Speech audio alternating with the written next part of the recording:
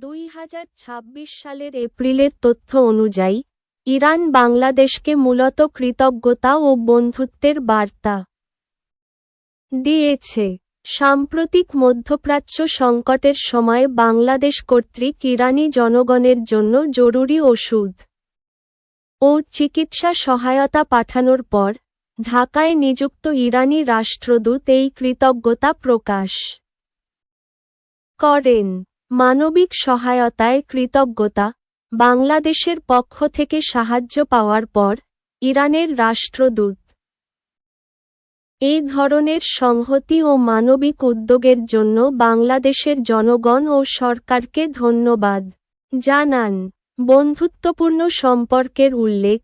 রাষ্ট্রদূত ইরান ও বাংলাদেশের মধ্যে বিদ্যমান দীর্ঘদিনের গভীর ও বন্ধুত্বপূর্ণ সম্পর্কের কথা পুনরুল্লেখ করেন। শান্তির প্রত্যাশা।